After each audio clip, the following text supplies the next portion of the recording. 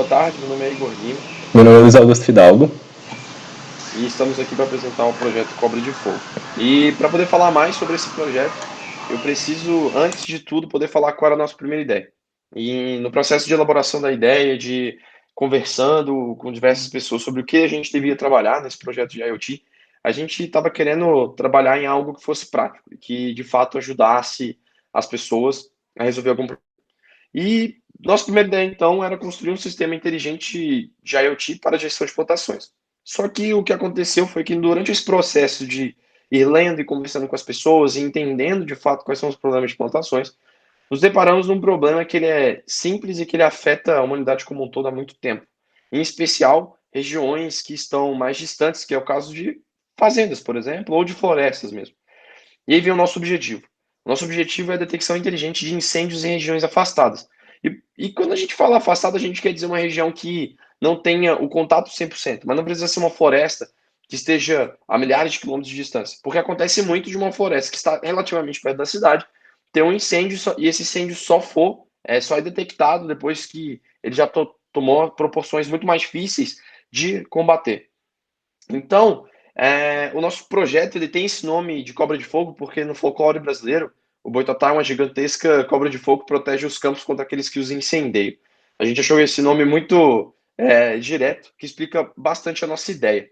A partir disso, a gente fez uma lista do hardware que a gente queria utilizar para esse projeto, para o MVP, nosso protótipo, que é 4 placas Realtek LoRa S32. O motivo de escolher essa placa é visando o diâmetro largo que ela consegue alcançar, e assim a gente consegue varrer uma área muito grande e detectar incêndios de maneira rápida e precisa. E, por incrível que pareça, de certa forma barata, porque só, no caso do nosso protótipo, 3 dessas placas não vão precisar conectar no Wi-Fi, só uma. E aí, essas 3 vão estar medindo a todo momento o que está acontecendo na região que a gente está monitorando, e elas vão enviar para essa placa que está conectada no Wi-Fi, que é o gateway. E para poder monitorar, fazer esse monitoramento, a gente está utilizando 3 sensores de cada um desses, que é o sensor DHT11, que é para temperatura, o sensor de chama e o sensor MK7, que é de dióxido de carbono. E para isso a gente montou 3 circuitos desses, que são sensores de monitoramento, que vão estar espalhados na área que a gente quer monitorar, seja uma floresta ou seja uma fazenda que fica a uma distância considerável. E qual que é a ideia? Monitorar e detectar. A partir de que a gente detectou e monitorou, nós avisamos as agências ou as entidades responsáveis, seja uma entidade privada que vai lá apagar o incêndio, ou seja o bombeiro, no caso de uma entidade governamental federal. E a partir disso, a gente montou um fluxograma de quais foram os softwares que a gente vai utilizar e como eles se conectam entre si. A gente tem o Arduino IDE, que é a IDE que nós utilizamos para o desenvolvimento, o Node-RED, que é onde a gente vai fazer essa parte de fato da internet das coisas na nuvem, o Eclipse Mosquito, que é o nosso protocolo que a gente está se comunicando, e o Heroku App é onde vai ser hospedado esse servidor. E aí a gente montou esse fluxograma, nós temos 3 sensores LoRa na parte esquerda do gráfico, e o gateway. Esses sensores, então, vão estar se comunicando, avisando se houve ou não incêndio, e se comunicando diretamente com o gateway, que vai estar conectado no Wi-Fi, para avisar as entidades que eu comentei previamente.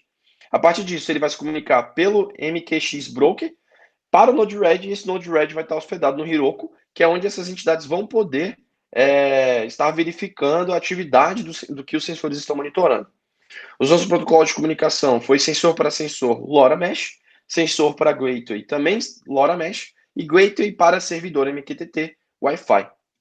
E aí, nós montamos o dashboard. Temos dados históricos, dados em tempo real, e a representação no mapa de onde esses sensores estão. Pô, beleza, estamos detectando uma atividade de começo de incêndio em tal região.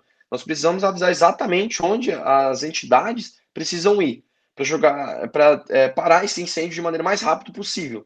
E a partir desses dados históricos, a gente consegue aí ampliar nossas ideias. Numa era de análise de dados e de machine learning, as aplicações disso são enormes.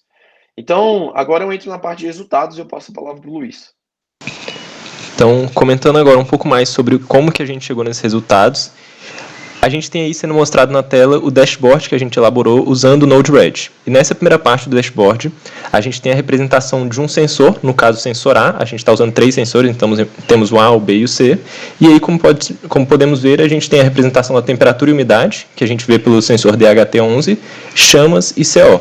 A mesma coisa a gente consegue visualizar para o sensor B, a gente verifica que ele está conectado, quando que foi feita essa última atualização dele, e consegue ter acesso a todos esses dados em tempo real. A mesma coisa, a gente consegue verificar a questão de dados históricos, verificar uma imagem de como está sendo essa situação, e vendo o sensor C, a gente tem também dados muito parecidos. O único detalhe é que, como pode ser percebido, a gente não tem os dados de temperatura, umidade e sensação térmica, porque a gente teve alguns problemas na manipulação desse sensor em específico, mas a gente está trabalhando para poder melhorar esses dados. E uma outra funcionalidade que a gente aplicou foi o uso de um mapa. Então a gente tem essa representação no mapa, em que pela latitude e longitude que a gente configura para cada sensor, a gente consegue saber exatamente onde que ele está localizado e quais são os dados dele também em tempo real. Então, clicando em cada sensor, a gente tem o nome dele, os dados e quando foi feita essa última atualização.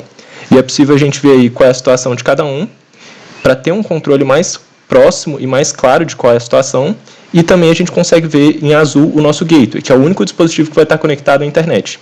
E assim a gente consegue ter uma visualização bem completa de como está sendo esse nosso sistema. Passando então agora para alguns dos testes que a gente realizou.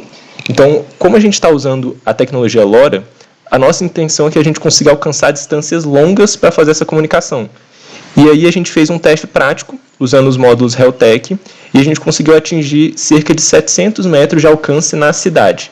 Então, é um resultado já bastante interessante, considerando que a gente tem vários objetos na frente que podem estar atrapalhando esse sinal, e a gente tem essa intenção de fazer testes mais fiéis à situação que a gente está querendo colocar. Mas já foram resultados bem interessantes. Pode comentar aí. Tá. Com relação à autovalidação, eu acredito que a gente tenha cumprido com o mínimo requisito que é o nosso objetivo de detectar. Eu acredito que ainda tenha alguns passos adiante. Uma coisa que eu andei pensando que é poder avisar as entidades de forma mais precisa, para que elas não fiquem olhando os dashboards o tempo todo. Então, a gente estava pensando em desenvolver algo parecido com algum aplicativo para que essas entidades possam ser avisadas o mais rápido possível. E com relação às nossas dificuldades também, a gente teve uma dificuldade no protocolo, na hora de comunicar um hora com o outro, a gente teve que pesquisar em fóruns do GitHub para entender qual era a frequência que a gente tinha que se adaptar melhor para conseguir essa distância que o Guto acabou de mostrar nessa imagem aqui. Aí, se você quiser comentar mais coisas, Luiz. É interessante comentar até que, no nosso caso, a gente não usou o protocolo LoRaWAN. A gente criou um protocolo próprio que implementa a rede mesh que a gente tem interesse em usar. Porque usando a rede mesh, a gente consegue ter distâncias ainda maiores do que o LoRa está propondo para a gente. Então, a gente criou esse protocolo novo, teve algumas dificuldades com ele também, mas a gente teve resultados bem satisfatórios depois. E, como um todo, o projeto foi bastante desafiador para a gente ter contato com essas novas tecnologias que a gente ainda não tinha utilizado, mas eu acredito que a gente tem pontos que a gente possa melhorar, mas o resultado já está sendo bastante satisfatório. E aí o nosso objetivo é até tocar esse projeto de forma a deixá-lo mais melhor mesmo, assim, e conseguir abranger a maior quantidade de pessoas possível. E até um dos nossos objetivos é melhorar o código e tornar esse projeto open source para que várias pessoas consigam contribuir e que esse projeto de fato vá para frente, porque a gente acredita na visão que esse projeto tem. E, no geral, é isso. Obrigado. Muito obrigado pela atenção.